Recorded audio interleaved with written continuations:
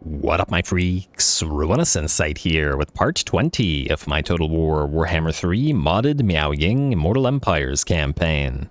So as we saw last time, a few relatively minor battles, or perhaps important battles, but with smaller troop numbers, including us seeing off the Nurglite attack from the, I keep forgetting the name of this faction, Tide of Defilement, I guess because it's a faction that doesn't exist in the in Immortal Empires regular. But anyway, we did see off their attack. I'm sure more are coming, but we have diverted one of the armies that was in the process of wiping out Zatan, and is looking to move out to destroy these guys instead. It's clearly needed at this point. We've also confederated the, I don't remember this faction's name either, some Cathayan sort of placeholder faction that is currently in Nippon, and we will be fighting the Cult of Tianjin and Xinqian faction next, by the looks of it. I'm going to, ooh, wait, we should probably recruit some stuff, which is, yeah, that's fine.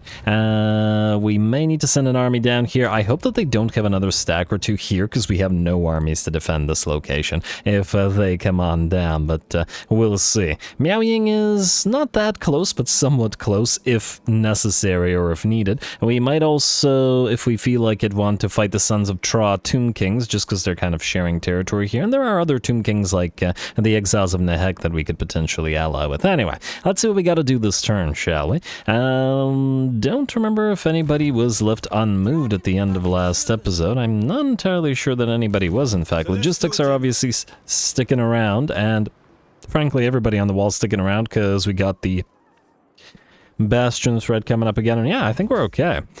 I think we're okay. Let's just end the turn and start a new turn, and then proceed. Outpost upgrade. Damage building is in the 9 graves, which we will destroy once this army gets the heck out of here. And, I wish I could, no, we can't. I was gonna say, I wish we could destroy it right now, because that would enable us to heal a little bit more as we move out here, but it's all good. It's all good. End the turn. And let's see, I take it the armies of the Warband will attack, or not attack, will appear at least this turn, and then they'll attack us next turn. Ooh, Kholek might attack us. We are moving to get that short victory condition by defeating him.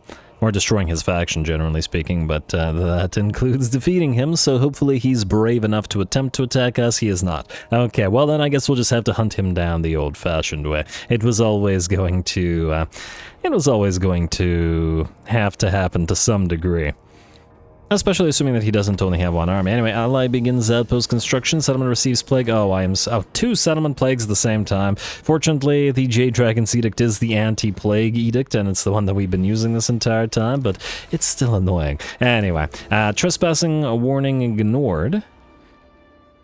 Where are they going? Can they actually defeat the garrisons here? They're going to keep suffering attrition. Man, do we have to shadow them? I'm not entirely sure. I guess the garrisons are about even. Well, I'll just have to keep an eye on them. They might foolishly attempt to declare war on us and attempt to attack this place, but, well, if it happens, it happens. At this point, I'm not sure. Caravan completed, and... oh, we can still get items. I thought we had visited every single place. 25% word save and rebirth. That's pretty insane. And it's a casting item, eh? Not a weapon, despite being a dagger. Interesting. Very, very interesting. What the heck do we give this to? Hit points less than 10%. Chance of unit to gaining HP points. Regeneration. The thing...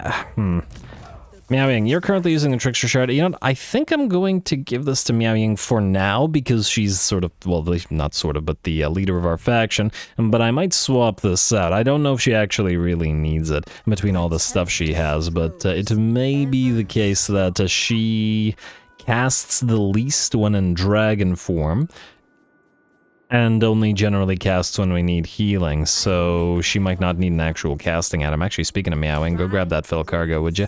Barrels of rum, I guess? Vac sealed rations, sure, why not? And, ooh, I'm excited to see what's down here.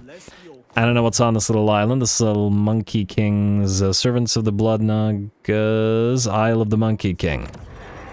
All right, we got a little Cornate territory there with a Skull Island beside it. Fantastic. Oh, that feels so appropriate as well. These guys have 6 territories? You gotta be kidding me. Huh, okay, well, I guess we'll start the conquest of thereof from this location. I would really prefer not to suffer attrition here. I guess we can... Let me just see here. Like so. And then we move here. Oh, hopefully this isn't still attrition. It was just covered by fog, wasn't it? Yeah, it was just covered by fog. Okay, well, nothing we can do about it then. We'll just sail on over, suffer a little bit of attrition. It is what it is. And then you can keep following Miao Ying. It's... Unless these guys get an actual stack here, it won't really matter because they would stand no chance against Miao Ying. I would like to see her fight Korn, though. That would be pretty fun. And hey, if it isn't the Kurgan... They have arrived. We got an army here, an army there, an army everywhere. 1, 2, 3, 4. Wondering if we should swap the way that these armies are positioned. I mean, these guys have no chance against the Ji Song, and... Well, we'd have to go into March stance in order to swap out, wouldn't we? You're still recruiting, of course. We could actually put a few Moonbirds in here if we really wanted to, but... well... You would still be there in March stance, and they will attack presumably next turn. Just stay here, it's fine. Let's just swap a few units in just in case. Maybe lose the peasant archers and stuff. Like so. There's the peasant archers, getting a couple of the moonbirds. Their vortexes should come in pretty handy, and... Actually, you know what, maybe keep the peasant archers at least. We can turn them into another kind of a unit. General. Peasant archers, you can be... I'm gonna say... Let's say Iron Hail Gunners for you. Alright, most likely we'll just end up turning these guys into cannons and stuff anyway, so yeah. Somebody's got to crew the cannons. And next, we do need to double check whether we can get another... No, we cannot. I wanted that 4th and final Ironside. Kholek, while he was too afraid to attack Nshao and, more importantly, Setang directly, he is still too nearby, and thus we should be able to hunt him down. So, let's get on this. First of all, we got the... Let's get another point in Gehenna's Golden House, though the increased mobility I'm sure is nice as well. Imperial Librarian. Kind of tempted to kill off Gordas here just because he might try to assassinate this guy, so let's just do that. It's a 100% success chance because we have absolutely insane success chance. I've genuinely never seen it that high in any campaign before, which is kind of neat. Though unnecessary. Anyway, we're gonna jump on Kholek here. But not in a good way. At least not for him. I guess we could go into Harmony stance for that additional spell resistance. He does have that Fires of Chaos ability that the Warriors of Chaos get. Otherwise, his army isn't anything to write home about, but Kholek is a one-man army, or one, you know, Dragon Ogre army. Anyway. Let's see how much damage Setang can do to him from a distance. He's got 15 word and 30% missile resistance, and he's got 80 speed. Should be pretty interesting. Go.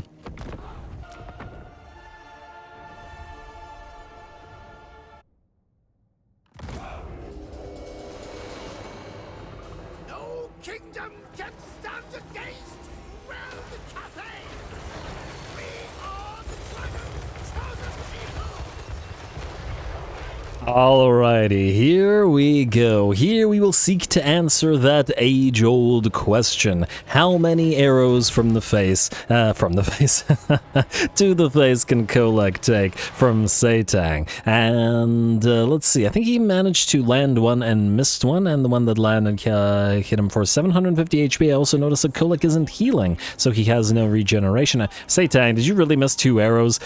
It's Kholek. He's the size of a small hill. Come on, man. You gotta try a little harder. And that's with the... Okay, there we go. That one hit. That one hit, and yeah, it's another 750, eh? Alright, perfect bit of damage. What's his general damage? Oh, wow. Out of a 2k, eh? Alright, fair enough. Well, gonna keep plinking away at Kholek from this distance with the Inspired Marksmanship buff, which gives him 40 accuracy, and the Disdain of the Dragon Emperor, which gives him another 10, and he still managed to miss 2 in a row, but, well, at least he's stopped. He called them ranging shots. He's found his range now, and is good. Also, I want to point out the fact that the unit of Terracotta Warriors that got hit with that Fires of Chaos got hit for very little damage because of that 60% spell resistance that they've got. Really appreciate that, and that's why we're gonna keep 4 of these guys in Yuan Bo's army to combine with some constructs and then some non-constructs. I think it'll be pretty neat, especially with the Wuxing compasses able to drop spells near to the terracotta automatons, but hopefully without dishing out damage to them. Anyway, Seitan continues plinking away at Kholek, who's down to about 50% of his HP. We're gonna drop his armor a little bit and speed with the Plague of Rust. Unfortunately, not the Overcast variant, but, well, we'll take what we can get. Enemy's gonna hit us back with a little bit of range damage of their own, a fireball through the ranks of the terracotta automatons, the immovable legion, but they remain unmoved by the fireball and relatively unharmed as well. In fact, no, relatively, completely unharmed. Here come the first of the enemies, Forsaken, charging in at the terracotta automatons, but our entire army is immovable, and they will break themselves upon the terracotta warriors like, I don't know, like water on a cliff or whatever. Waves upon a cliff, I don't know, something. Alright, and there we go. Kholek has charged on in. Seitan has brought him down to nearly a quarter of his HP, and we're going to move in the Clayborn Terracotta Sentinel to finish him off. Of course, we want Seitan to keep firing away and other things, but, well, Kholek has closed the distance, so we might as well do this. And it looks like he...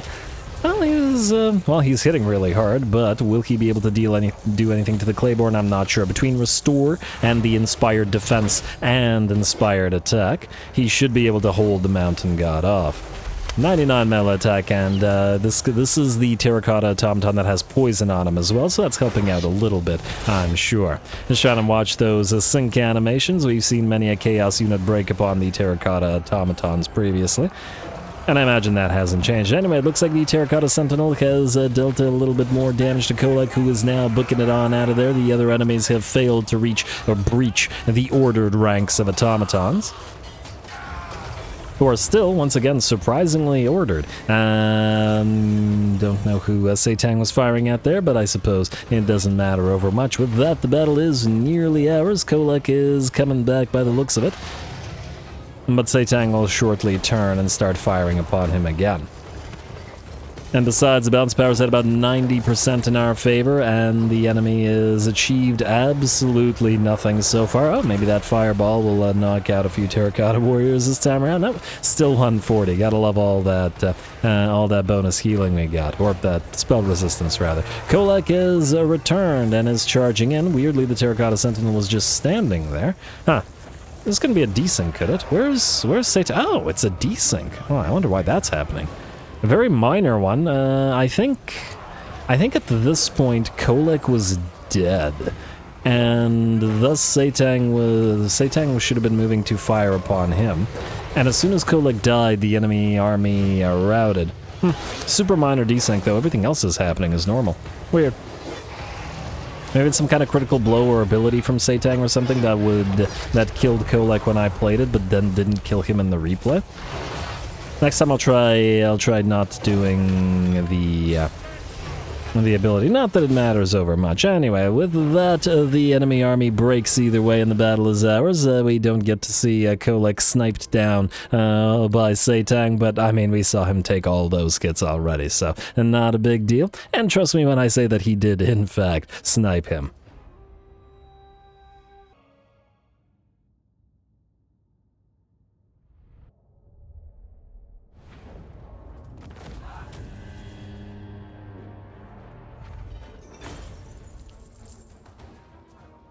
Alrighty, there we go. Gotta love those immovable lines of the terracotta automatons. They do pretty darn fantastic, don't they? I was generally pretty happy with their performance. With, let's see, 14k and 19k with one of them, and let's see, 11k with on the Clayborn. Oh, the Clayborn was the one that took out Kholek. Well, fought off Kholek in melee after, of course, Seitan did most of the work, and, well, always impressive when a artillery, or, well, I guess a ranged unit or hero manages to actually do damage, though once again, as an artillery monster, he's going to be a little bit stronger than your bog standard artillery heroes are. Anyway, we'll take the money, because the healing is negligible. We will auto-resolve, though I'm just going to hope that it doesn't horribly damage our terracotta sentinels like it's been doing. I wish we could confer the Confer the bonus for defeating Kholek to... Okay, you don't need the Jade Longma. Speed and unity win the day. Warhorse. What was I saying? Oh, you all have Jade Longma now. Okay, great. Let me just undo that real quick. I feel like they shouldn't be flying when the... Huh, wait, what's the stat changes? Yeah, it's just speed. Okay, so it's fine. Confer the 10% HP to Satang. Anyway, let's have you attack this guy. And let's hope the auto-resolve isn't too horrible. Let's see. It did hurt. Can take half HP. Auto-resolve. Why must you be like this? And the Venerate doesn't let us heal them, unfortunately, so it is what it is. I guess we're stuck here for a turn. We will heal up. We barely heal here. Wait, if we go into March Stance, we can at least go into Granite Spikes, which will confer us maybe a little bit more healing. Not much, but better than these places, because this is mountain terrain and not Chaos Wastes. Luckily, just a mountain nestled between all the Chaos Wastes territory. And that works for us. Proceeding to the Challenge Stone right after this, and I believe they're only settlement, though I would want to double check. Yes, they're only settlement. Alright, now, let's get back to doing things in order, shall we? Tanji Chen, you're fine where you are. Yuan Shanfu, you are still following Jiao Ming. Okay, man, might as well make Jiao Ming then. And Jiao Ming, you can in fact reach the Tower of Gorgoth. Well, well, well. Happy about that. Go for it. Might as well. More territory for Emmerich. And obviously we'll auto-resolve this, but we want everybody else to move on into Leech. So you can Leech as well. Just to keep training up these Jade Warriors, and you can also Reach. Good. Reach and Leech. The both of you. And of course they'll eventually get their own armies, but that'll take a bit. We are busy. Auto-resolve, double-checking everybody, including the Celestial Lions, one of which lost a quarter of its HP, and yeah, Jiao Ming's still taking a lot of damage to that auto-resolve. Occupy. Alright, we got another Water Snake Breeder, another Obsidian Amulet, a Jade Longma for Yuan Shanfu. That one is fine, though, unlike the Celestial Defenders.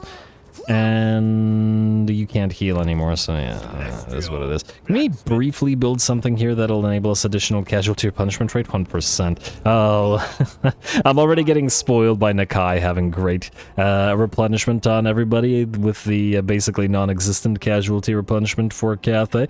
I guess similar to the dwarfs to at least some degree, it sort of disincentivizes conquering massive amounts of territories because you have to deal with this nonsense. And, well, it is quite annoying. You are going to go to Kazag's Corral, though you are severely damaged now. And I fear that we wouldn't be able to auto-resolve it unless we suffered too much damage, so I think we can auto-resolve it, but, you know what, we'll see. First of all, abandon East Kurgania. I'm going to maybe fight this between the episodes, depending on if we have time, and if we don't, I'm just going to auto-resolve it. Scholar, also you can steel tech while you're here. We'll also have to move back down towards the USAC, or we can just send one of these armies to do it, so we'll be okay. Anyway, let's get back to doing things in order. Administrator is fine. You are gonna head towards Woe Camp, though I think you're gonna have to go into encamp stance now. Start to heal. It's gonna take a lot longer to travel there, but it is what it is. Interesting that he's not even trying to move across the road. Isn't traveling with the road supposed to be faster, rather than cutting across like this? Maybe not in this particular case. And then logistics, I guess you're moving back this way. Okay. And I guess you could just stay here, Lanhu. The thing is, we will eventually delete these and frankly transfer the Righteous Lances of Wajin to the Longma army, or... yeah, the Longma army, but... who knows if another army doesn't come down here before this army wipes the rest of these guys out, so... yeah, let's play it safe there. Administrator Cheng, you're fine. You're waiting for the other recruits Ningwei. You're kind of in the same situation. And... anybody else? Alright, Ensha, we just moved Jen. You're... tiny amounts of healing. Logistics is fine. You're waiting. Jisung, you're fine. Yuan Bo, alright, so you guys. First of all, you're gonna grab this island real quick. Though this region is in storm, and I see no other islands nearby. Well, I did say you could potentially sail up here for a little while. Let's get Mushroom Stew. Don't care for the Scroll of Leeching, but the Curse of Cannibalism is nice, and it will hopefully enable us to auto-resolve at least a few islands easier. I did see a few others out here that I am no longer seeing now. Huh, wait, did they get picked up by those black arcs? I see one here. Those are too far, but we do still have to wait for the reinforcements to arrive and give Yuanbo his own army, his units. You approach a carcass, auto-resolve this for obvious reasons. You can have the gleaming pennant, auto-resolve. Alright, not too bad, not too bad. I don't like how one of the units got severely damaged and the rest were fine, but it is what it is. And while I'd like to grab the money, we're going to have to heal up, because otherwise, I mean, this is one of our seagoing armies, and the seagoing armies aren't going to be able to heal too well. Standard discipline, and damn. Just one materials at sea game, please, just one. There are islands over here, so I think this may be a good direction to head, so that's where we'll head, yeah.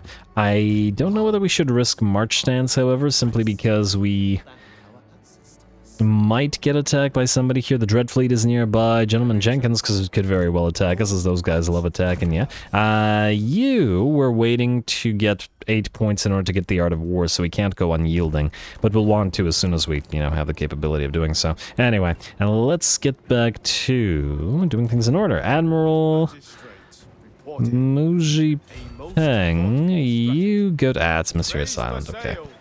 I'm wondering whether we should go through the Mushroom Stew, Mathon's Blessing, Underworld Sea Lion. So it'll take us up here. There could be some islands. I guess another question is, are there islands down here? I see one. Just the one though, eh? On the other hand, it would allow us to keep a better eye, let's say, on the 1,000 Maws, as they are pretty likely to eventually attack us. Especially if they manage to wipe out Marcus Wolfhard, so maybe we should go southward instead of going through the Underworld Sea. Fine, fair enough. Start traveling, but let's not travel through the, you know, attrition territory place. Why is this even giving us attrition? Huh? Oh, it counts it as deep water. Alright, fair enough. Alright, now, who's after Muji Peng or Peng? Let's see.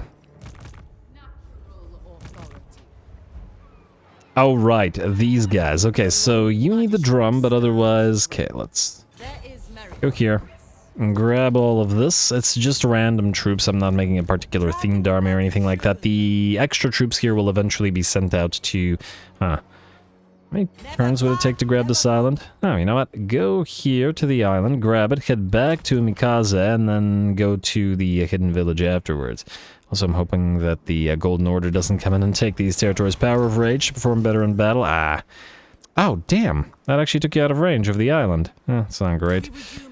Well, the enemy seems to be out of range anyway, so hopefully it won't matter. And, yeah, unfortunately the Mathland's Blessing isn't a great blessing against magical damage dealing and demonic factions. But, well, we'll just have to deal, won't we? Alright, anybody else? Anybody else? Before we end the turn and potentially get attacked all over the wall. Tech Thief? Okay, yeah, well, okay, we will have to move the Tech Thieves, and oh, we also have the money, to be fair. Huh. And I just thought of something. If we were being, I don't know, not so much sneaky, but we could probably abuse the, you know, the thing, block army ability to stop a lot of the Kurgan Warband armies in their tracks, not allowing them to attack the wall. Are you in range of this army? You are. You are not in range of the gate, eh? So I guess all 3 of these stacks will move towards Dragon Gate here, which is, funnily enough, our weakest gate right now. Go figure. Instrument of the divine. A moment, wait. Are you able to... You are able to. Okay, wait, I have a slight change here. We don't need a billion alchemists here, that's for sure. And why do you have all these items? Were you in an army? I think you were in an army. Recovery and all that stuff. And the Onyx Crowman probably wouldn't serve too much of a purpose here. So I think we'll do this. Take out the Onyx Crowman. And probably even the Empress Crowman. Yes. Then we will grab the Celestial Lions. Oh, the Terracotta Tomtons will help hold the walls as well. I mostly just want to keep the Alchemist that gives us the recovery, so that... Oh, for the love of... Well, actually, Frenzy might be helpful as well, so that's the 1st and 4th, right? Huh? Wait, do 2 of you have recovery? Yeah, I guess 2 of you have recovery. Alright, whichever one, doesn't really matter. You go into this army now, and then... You... Vigorous is fine, but... we need additional troops here. Against 3 full stacks, it's gonna be iffy. Potion of Foolhardiness, yeah, we'll keep the Frenzy. Then, the thing that I wanted to do was this. You are gonna move into this army. Wait. I selected the wrong one. You are gonna move into this army. Fortune can be woven. And then so are all of you. Not the Celestial Defender, because I don't think it'll help too much. Actually, no, I lied. You Celestial artifacts shall be gotta mine. prepare for the fight after all, like so. Then that'll give us space for 3 units. We could put in 3 terracotta automatons. Yeah, I think that'll probably be the thing that we want to do. Alright, you grab the three of the terracotta automatons. They'll help up on the walls. Or 2, and then the Celestial Defender. Nah, we'll need these guys, so put them up. Like so. Alright, and then that will hopefully be good enough. Frankly, you can reinforce as well, but most likely you probably won't be needed. That's just in case, take the terracotta automatons and the lions. Not all the lions. Alright, fine. You keep 2 of the jet lions. Alright. Do we want the celestial lions in here as well? I mean, I think I'm kind of interested or invested in seeing the Astromonsters attack, though if this is a broken cinematic, then I guess we'll see. Ooh! Wait, they have 2 Great Mahart of Bloodfeud? Oh, that's interesting. It seems the Kurgan Warband are immune to limitations on regiments of renown. Huh. And I admit, tempted to attack this little army out here for a field battle. We already know what would happen if they attack by themselves, so I think we're still going to try it, because I think it'll be fun. Otherwise, you're ready to go now, and let's move the rest of the heroes, then let's do the fight, or the building, and then the fight. Also, what do you do again? Ah, yes, you're a teacher. Okay, so you're going here. You are moving up to join these armies. You scout will keep scouting. Go figure. I would like you to move along this area. See what's going on at or near Skavenblight. You're fine where you are, Scholar, and the rest of the... Oh, you have to move pretty far, don't you? Alright, go thief some tech. And then that's Scholar, Disharmony Dealer, and I think is the last one that we need to move. So Steel Tech, and there we go. Alright. Tech has been stolen. Next up, let's do the fight. You... I'm gonna attack this. Oh, wait. If we attack it right now, it'll be a minus 20%, and then it won't go to 100%, and then it'll be weird. You know what? Fine. Let's just stay here. Let's end the turn. You have Storm of Shadows. I think now we need to start putting points into Eastern Fires. We're probably not going to run out of ammunition, but this is our gun army, and I feel like it does need to be buffed up in that regard. Should be good. Alright, do you need points while you're logistics? So, sort of, not really. In theory, the logistics should all have inspiring recruitment. You have sure aim. I guess we could get you a couple points in Eastern Fires as well. We'll probably just sort of delete logistics or, you know, reset logistics depending. Alright, that's good. Let's do the building, and then let's move on. Dragon Isles. Yes, we'll upgrade Dread Rock because Dragon Isles is our, by quite a bit, most money-generating province. Fuchao, I believe, is fine. Now the Great Dragon Fleet Port is up and running as well. Any money-making buildings? I don't think so. We need tier 5 here. No money-making buildings at Great Hall of Greasus unless I'm mistaken. And we're still only going for the money-making buildings for now. Here, I wanted to build an Astromancy Tower, but we'll hold off. Let's see, anything else? Ah, yes, okay, so we got Port, we got Goods Emporium, and then we got the Tea Parlor. I might as well upgrade this. Otherwise, it's just going to bother me every single turn. Alright, we got more markets, always more markets. And, okay, I'm not actually going to upgrade you this time, because who knows, we might run out of money before we build all the money-making structures. And that's still got to be a priority. Nobler country, you're next. You're fine as you are. You have another port, a tier 5 port, 4.2k, an expensive port, I should say. Lands of Stone and Steel, you're fine. Doomcrag, might as well start upgrading you to tier 5. We can, might as well upgrade the Archer Towers. I don't think anything will be continuing to come on down. And, ooh, Nan Gau, ready for that tier 5 upgrade. But yeah, I don't think anything will be coming down from the wastes once we're done clearing the enemy out there, but, you know, I still feel like it should have a defensive settlement or two. You're good, Nong Chang, for now. Aymara Swamps, yes. Riverport and Contemplation Gardens. We'll delete these military structures here eventually, but for now they're okay as they are. Jiangxi, Riverport, yes, and markets and tea parlors and a town upgrade.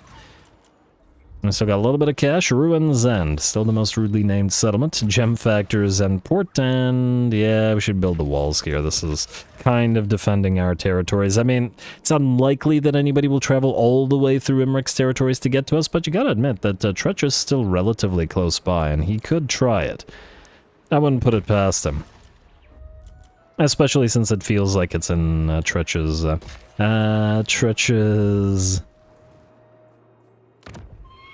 character to move down and attack the undefended territories. Anyway, I believe that's it in terms of what we got. What is this again? Oh, right. Okay, we actually do have to prioritize upgrading you because I wanted to trade you for this place. Hopefully they don't upgrade it because I want this province to be complete. Not that we really care about... Alright, no, this is green territory. We don't care about this jungle territory all around. Well, the trade goods are nice, but it's probably not worth dealing with. Anyway, too much admin from that. Anyway, Anasan skill points, building upgrades, compass, lord not moved, outpost available, hero not moved, caravan. Oh, right, caravan dispatch available. You again is going to be 2 turns before he can move again. But these guys are moving in, so we can actually freely move any of the others. Though I'm a little bit wary of the fact that these are probably some of our weaker caravans, low-level caravans at the very least, and then sending them out might be somewhat dangerous. You've got cannons, and you're at level 6. You're level 8, but your troops are kind of meh. Well, frankly, all of these guys' troops are kind of meh. What do you have in terms of your levels and your buffs? You got sure aim and unyielding, eh? Well, that makes sense if we end up upgrading the peasant archers and jade warriors and stuff. Alright, fair enough. We could send you to Karazakarek, I guess. You only will get 2.4k. We could send you to Drakenha, but you're going to travel through Ogre Camp territories like this, won't you? And you might get attacked. And you're a low level. We'll send somebody else up to here. Are we at war with anybody else? So we're not at war with Tretch here. You know, just risk it. It's fine. It's 1,000 gold. And I'm sure they can fight off a little basic Ogre Camp attack. Though I still feel like, the heck? Okay, Windows is being weird. Okay, go away. What the heck? Alright, there we go. I don't know if that was visible, but there was a notification on screen anyway. Yeah, I still feel like the ogre camp attacking you shouldn't happen if you're allied with that particular ogre. And I guess it's just another thing that they need to rework with ogres in general. Anyway, let's end the turn. Let's see about that Great Bastion attack yet again. Go.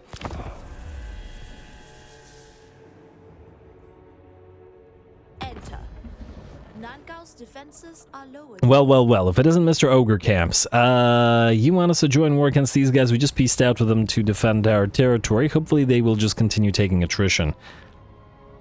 Although they could just encamp somewhere and just probably heal back up to full, because unlike us, they don't have the issue of the massive amounts of, the massive lack of healing. Alright, let's find out. Will these guys attack this turn, or do they have to wait until next turn for it to be 100%? And, yes, I guess somebody pointed this out, that the lords were different if you attack them while they were mustering out there, and it does look like that was the case. So I guess their lords weren't on mammoths before, but they now are. Which does, however, mean that if we wanted to, we could have moved Tanji Chen to defend Dragon Gate, which would have made it a little bit easier, but it's actually good that they didn't attack, because I forgot to level these guys, and we definitely should. Ready for duty, caravan completed, Great Bastion attack imminent, yes, we know. Let's upgrade the Astromancers. Now, these Astromancers need to be upgraded for actual fighting here, so we need to be careful about the way that we do that for them. So let's get at least 1 point spell resistance. You know what, I'm just curious. These guys have sorcerers with them? They do not, so we don't have to worry about spell casting. Okay. So for now, it's not super critical. We do probably want sorcerer's shielding just for the melee defense. I'm not going to bother giving them items, however. Sorcerer Shielding, the Uranon's Thunderbolt and Curse of the Midnight Wind are fantastic spells for wall defending. So we'll get both of them. Wind Blast is not going to be super useful, and I think for once, Roiling Skies might actually be useful. Evasion. Let's get Earthing, Comet of Casandor, Arcane Conduit. Missile Resistance and Spell Resistance. I'm gonna say, what's more likely to be used? The thing is, all of them will have a lot of this, but we only have 105 mana, right? So it's not like we're going to be repeatedly casting Comets. We might want to be able to cast a lot of cheap Harmonic Convergences, though, and potentially Ruinous Thunderbolts. So I think that's the way we'll do this particular upgrade for all three of them. Oh, actually, wait, you're at level 20, so you're at level 20, but this guy will actually have less. So let's do this one first. Once again, we are the elite into Sorcerer Shielding, Harmonic Convergence, Roiling Skies, Curse of the Midnight Wind, Ruinous Thunderbolt, Evasion, 2 points in Comet, Earthing, Magical Reserves, Arcane Conduit, and I guess I got the other point in Curse of the Midnight Wind, like so. You can do Harmonic Convergence, and then no Roiling Skies, but rather 2 points in each of these, Evasion, Earthing, Magical Reserves, Comet, Arcane Conduit, and then 1 point short, but we'll still get Sorcerer Shielding. Alright, there we go. We should also level up the Alchemists. I don't know about these. Most likely it'll be Poison, but it does once again depend on which army they go into. Plague of Rust is super useful, and the thing that we'll most likely be using here, but also Gehenna's Golden Hounds. And the same thing for you. Plague of Rust, Gehenna's, and yes, that means bypassing Metal Shifting, but it should be fine. Alright, rest of you guys are ready to go. Let's start from the top once again. Looks like Miao Ying won't be able to reach this place in one turn, but it's alright. Alright, you can, I guess, land and... Actually, can you land in Steel Tech? Guess we're about to find out. That'll actually determine whether it's a broken portent... Huh. Wait. You stole tech at sea? That's interesting. I didn't know that was possible. I thought he would have had to land. Well, good for you, I guess. Anyway, that's Miao Ying. Wait. Nikari claimed the Sword of Can. Okay, the elves are having a tough time, which ain't great, because most likely I need to bail them out. Frickin' elves. You, go to the Gates of Jar, please. Oh, I besieged that location and then didn't do the fight, did I? Yeah. I had a feeling I might forget that, and you know what, I'm just gonna auto-resolve it right now, because it's a waste of time. And let's see, where were we? That was you. Can't be spending more time up here, just auto-resolve it. And then occupy it and then raise it or delete it next turn.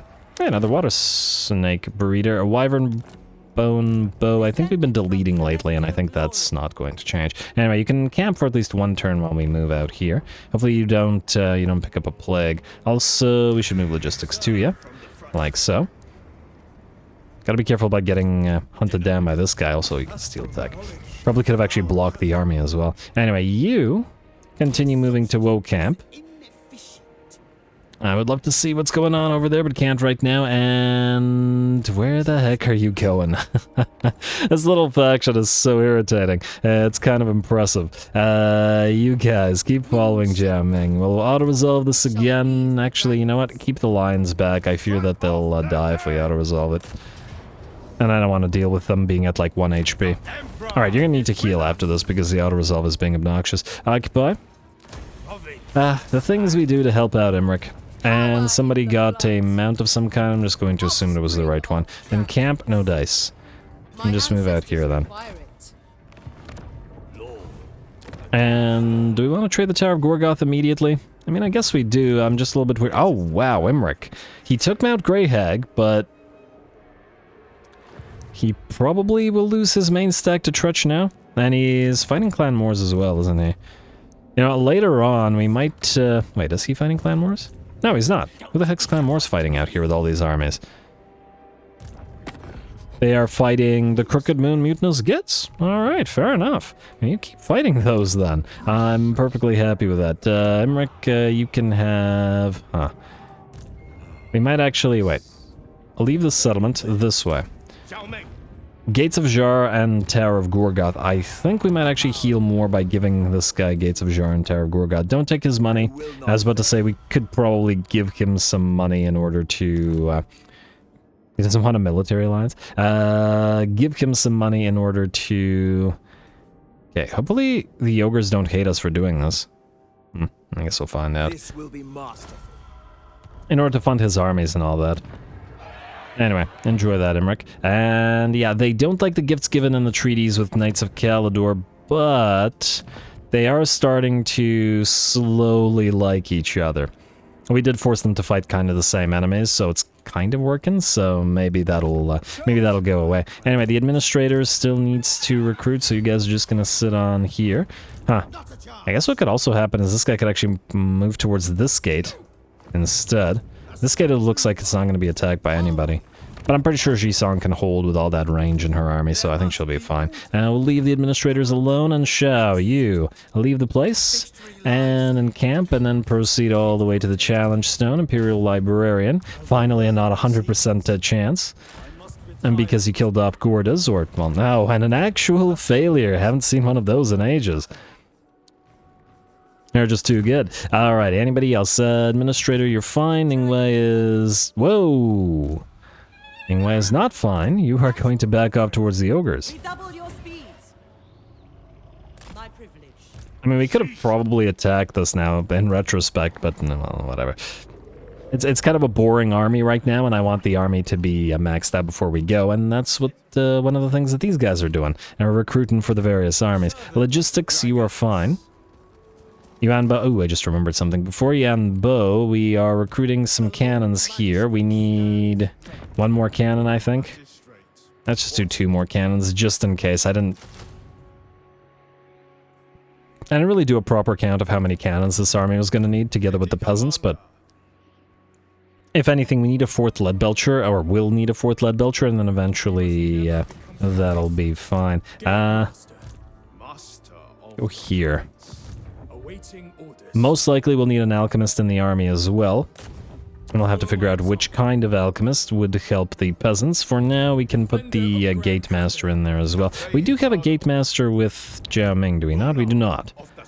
Do we want to have him have a gate master? I'm not sure. I'll think about it. It will help in melee, though it's better for sort of unmoving units since it provides buffs that are, you know, none for not moving. We'll have to think about it. I'm saying that a lot lately. You guys are fine. Back to Yuanbo. You. I guess we're ignoring these guys, and we could sack a few of the territories of the Dark Elves. It's just that, once again, I'm not super invested in doing anything with this army until Yuanbo has his proper stack. As fun as it is to see him fight, personally. Anyway, you're gonna move down here, and Lanhu, you're stuck where you are, because we don't know whether we'll get attacked. The other Admiral will continue moving towards the other islands. Ah, screw it, go in March stance, or full speed stance. Huh, I wonder if there was any nice islands. Nope. No nice islands in the interior of the donut. But it's all good. You are now ready to move on in, or at the very least to land. So let's move here. Ooh, hello. Huh. Wait a moment. That's a question. Do we fight this guy at sea, or will he... how are the defenses here? The defenses here are fine, no problem. So what we can do is transfer this.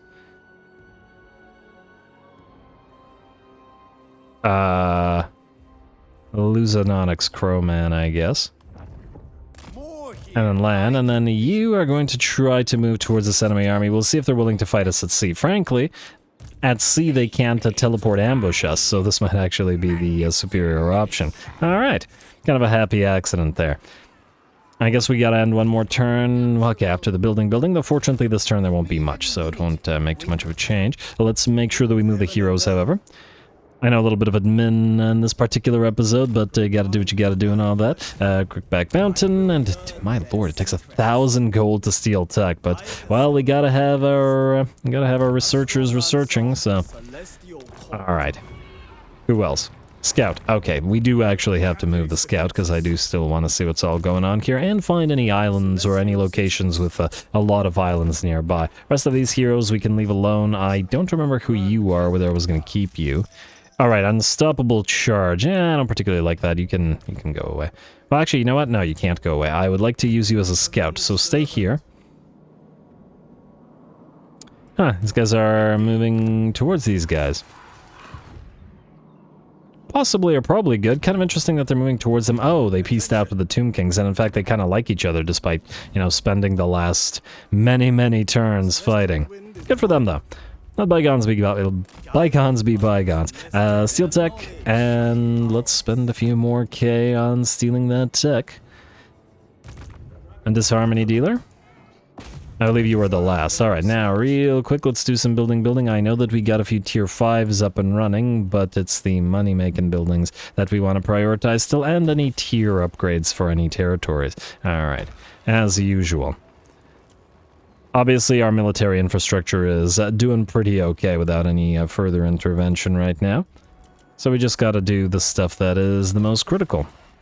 That allows us to support more armies. Blade Rock, yes, up to tier upgrade. Let's get the tea parlor up and running. North Econ, you're fine. And that'd be too much left. Aha.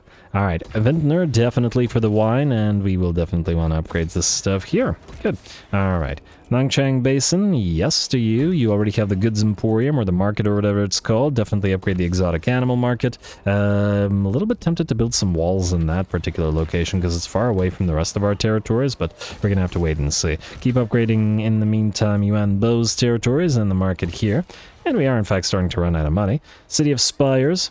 I like the name. Haunted Forests, probably don't care about it, but just upgrade the stuff there anyway. I was planning to use the place as a capacity location. We can still get some benefits out of the other stuff, so not the most necessary. Granite Spikes, this was the place that we were going to abandon, so that's going to happen now. And Kazak's Corral we will abandon once you leave. Just gotta try to remember to do it. You have a lot of turns until you finish upgrading, and then Darkhold will be traded to Emmerich. Probably for a military alliance eventually, but for now we'll just hold off. Alright, let's end the turn. Let's have those guys attack. Ooh, Caravan Dispatch. After we do the Caravan Dispatch. You're gonna be back in one turn. You again is gonna be back in one turn. You have returned, right? You are somewhat damaged, which is a bit concerning, but you're also level 11, so I feel like we should still send you off. What do you have? You do have Smuggler's Space and... Oh, you are missing a bunch of the other stuff, though. But at least you have Unyielding and Sure Aim, so it's something. Fair enough. Probably should still send our highest level guys out, so you... Let's max this out. Alright, Myrmidons will basically offer us nothing. We can't go to Frozen Landing. Basically, we can't take this path at all, so let us... Ugh. We could try Altdorf and see if you survive. Or should we send you again there? Wait, is this... Let's see. Journey time, 9 turns, 10 turns, 9 turns. Well, it's a long journey. Probably made longer if we go this way, but at least this way we won't travel through Grimgor's territories. I guess this is the way we go. Alright, good luck, sir. Try not to die, considering your army is weak and damaged. And it doesn't heal up as it goes. But you have 2 more units than the others. We could also wait for another one to return next turn, or 2 of them to return next turn. Nah, just go.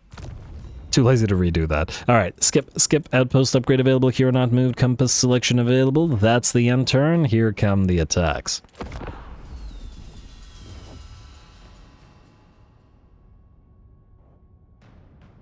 Scar Bloodwrath. I don't know why the game keeps showing us that that hero moving around. I'm actually shocked that Malachi isn't dead, because it looked like he was about to get wiped out last episode. Feels like the game is trolling me with this now, because it's like the third time. Military alliance with Gelt. Are we ready for this now? Are we good for this now? Maybe we are. Counter offer. You can give us your money though, because we don't care. Later on we can maybe declare war on these guys, since we're not interested in their territory, and have Gelt fight them. But it's the additional allegiance that we gain that'll be valuable here, because we do obviously want that fourth Null Ironside, and it's going to take a bit to get it otherwise. Alright, there we go, near the end of the list. Kurgan, Warband, here they come. What is this? Scaling will attack Reichland, sure. Good luck to you. And good luck to us. We got 1, 2, 3 armies indeed, attacking all those Marauder champions, all those mammoths. 1, 2. Here, Mahherds of Bloodfjord. We got more mammoths here, plenty of manticores. More mammoths here, and every chieftain is mammoth. We got like 10 mammoths coming in. Oh, wow, these guys are actually in range? Well, then good luck to them. Yeah, should be a pretty fun fight. Go.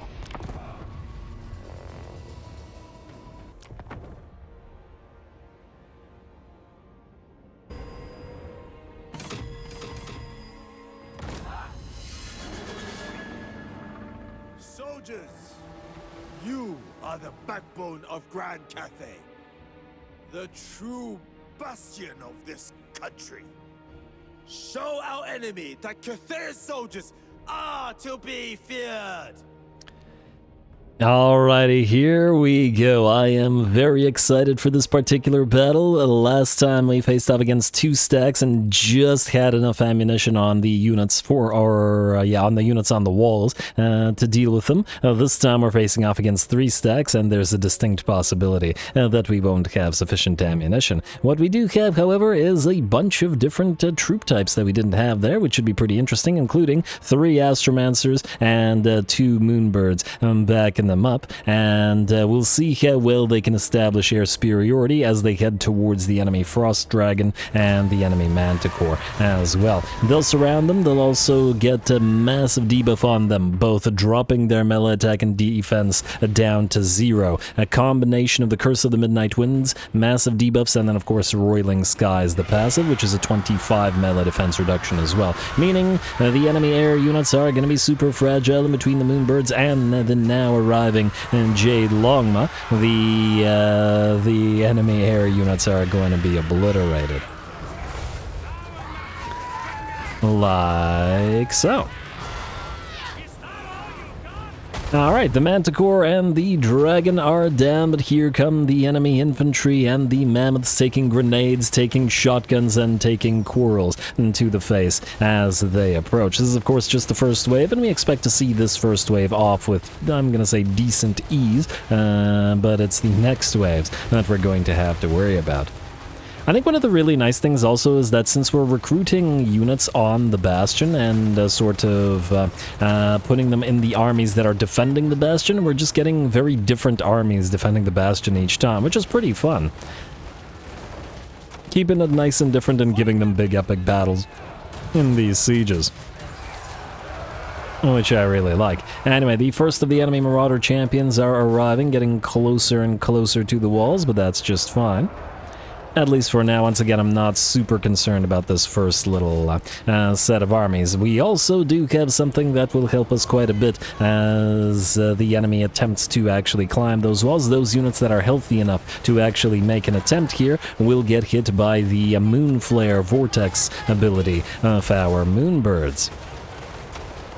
So they'll blob up just below the Moonbirds to try to climb those ladders, and there we go, we'll Moonflare them here and we'll Moonflare them on the other side as well, and that should obliterate most of this unit, especially since they're forced to blob up to climb. Well done to the 2 Moonbirds. I believe both of those units are pretty much done and don't have enough HP or leadership to actually fight the range units above. Even if they are only range units, we won't need to send in the melee, at least not for these guys. Over yonder, however, the rest of the enemy armies are in. Both of the reinforcing forces are moving in now. They brought many a mammoth to the fray, as flyers as well.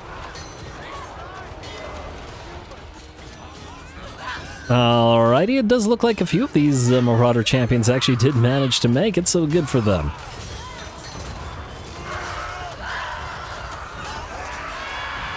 Just watching a little bit of that melee action before we go forth once more. Alright, I do believe, considering the way they've turned, they have actually routed in melee. Lovely, it looks like a War Mammoth is backing out, and decent likelihood it'll go down, though we're not really focusing it so much as the other units that are moving forward. 2 great Maw herds of Blood Fjord. I see the first, and the second one is probably on the way as well, moving towards that gate. The gate is down to 13,000 HP, and by the looks of it, the sheer amount of mammoths will inevitably bring it down. And once again, damn, that's a lot of mammoths. I mean, it does feel like an appropriate sort of a Norscan army, however, doesn't it? With all these mammoths moving among all the Marauder champions. Nice to see the Norskins shine a little bit. They are on the approach rather slowly, and unfortunately they don't have enough range units to deal with our Moonbirds. All 5 Moonbirds now surrounding the enemy Frost Dragon and debuffing it once again, down to 18 melee defense due to the Roiling Skies debuff, and once again 5 Moonbirds is not something that it should easily be able to deal with. And we can even move in the Longma to help. Not the my camera keeps jumping, sorry about that. Move in the Longma to help out, but it looks like for this, they weren't even needed. Our gate, unfortunately, is nearly done for now. In fact, probably all of our gates, as there are mammoths at every gate. But the vast majority of the enemy troops is still moving up the sort of center portion of our, for this attack. And that means we can shotgun them, and then we can drop a few spells on them as well. Not the Comets of Cassandora. Chain Lightning would have been helpful, but I went for the Comets rather than the Chain Lightnings on the Astromancers, so we're going to have to deal with it with Gehenna's Golden Hounds, which I think should still be just fine. It's working out reasonably well. Mahar de Bloodfjord in a bit of a weird position here, unfortunately, just due to, I believe the first one is attacking the gate or can't even get through. Yeah, I've definitely been encountering this with the lizards as well. The Stegodon and Nakai both can't attack the gate at the same time. Only one-on-one. Things get in each other's way, and the mammoths are no exception here. Anyway, our Astromancers and our Moonbirds will continue their work at dropping more vortexes on any units that dare to close the distance and try to climb those ladders.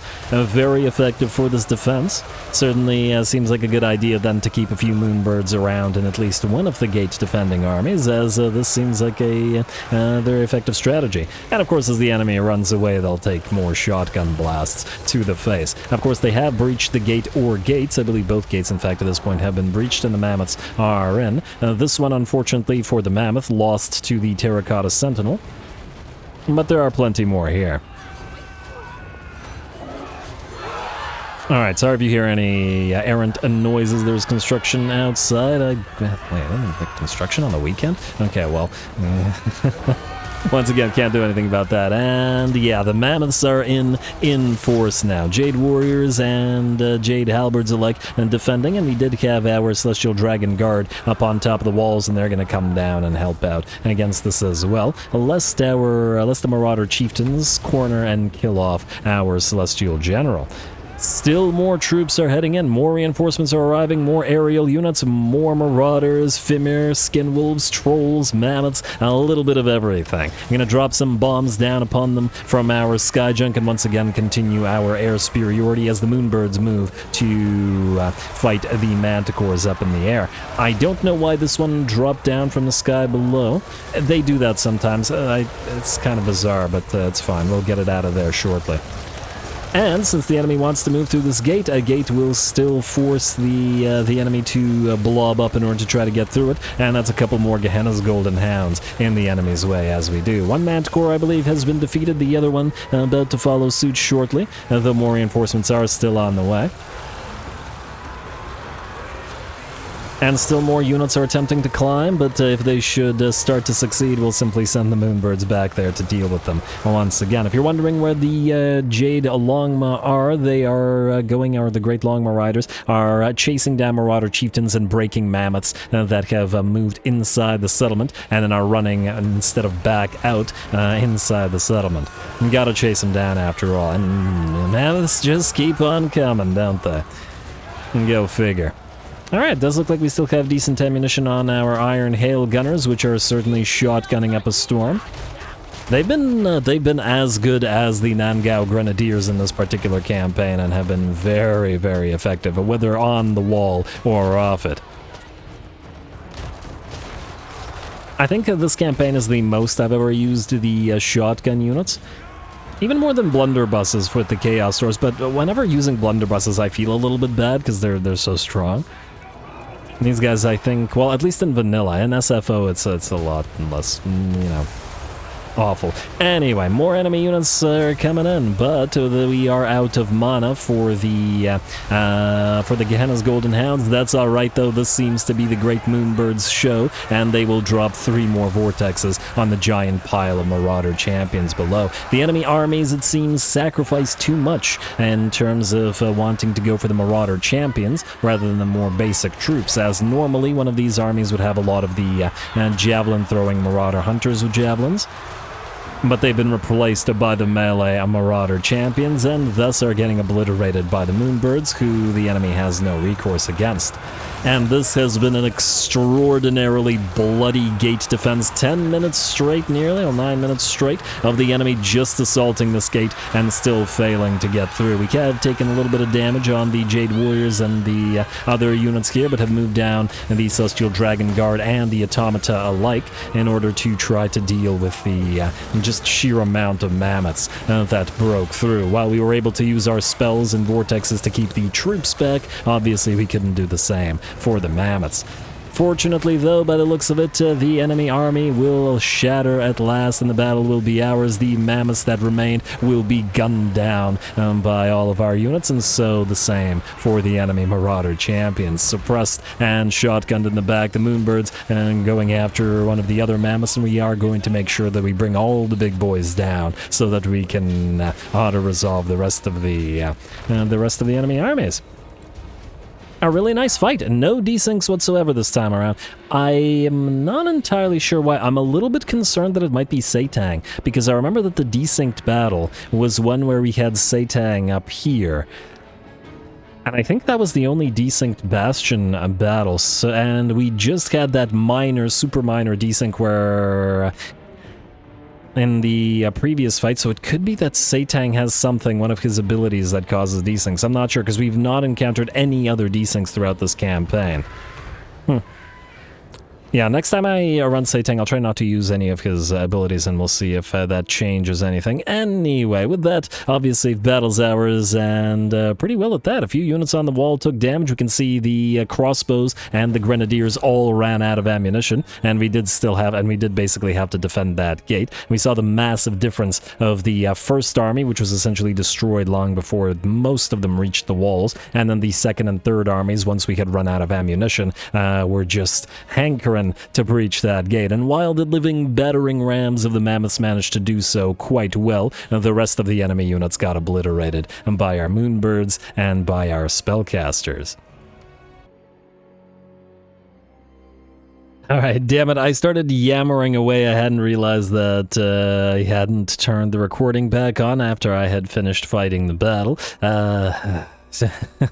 Well, the turn ended and these guys didn't attack us again here, surprisingly, so I guess we're going to have to attack this army in the field anyway. And it's got 2 giants and 4 mammoths between the mammoths and the Marauder chieftains, so that should be a fun fight for Ji Song. Anyway, as I was saying, which apparently, yeah, you guys wouldn't have caught because, well, again, I screwed up and didn't turn on the recording early enough. That was a great debut for the Great Moonbirds. They are great, and the Astromancers, all of which did fantastic damage throughout the battle, maintained air superiority by knocking out the Frost Dragons and Manticores from the skies, and then whenever the enemies started to climb up on those ladders, used their moon vortexes, moon flares, in order to severely damage them. Really enjoyed that. They were very, very helpful in the defense, surprisingly quite a bit more so than I was expecting. And of course the occasional use of the Curse of the Midnight Wind and stuff from the Astromancers themselves. Plus, I suppose Astromancers with their roiling skies and the massive damage reduction, or melee defense reduction from casting, are always going to be pretty darn good at maintaining air superiority. Anyway, with that, folks, I think we're out of time, and I'm going to call this episode here. Next time we will have Ji Song move to wipe out this army, then we will have logistics and these guys move out to wipe out this army and all of these armies, and that'll be it for this particular attack on the Great Bastion. We're also very likely to achieve short victory as we move towards the Challenge Stone, though we may very well have to fight it. And I do see these guys are still moving down here. In fact, if we take the Challenge Stone, they might be forced to attack. Maybe we can work together with the ogres to knock these guys out, or just fight them ourselves, we'll see. Otherwise, Miao Ying will be attacking the Coronate forces at Uliogtha Outpost, and then probably moving down here since we're declaring war on this little Coronate faction, and it's not something Miao Ying's fought, so we should be enjoying that. We've also got all of these guys to deal with, so plenty to do yet. Stay tuned for more Miao Ying. Don't forget to leave those likes and comments below, as it will determine how long we continue running the campaign for. All glory to the algorithm, and thanks for watching.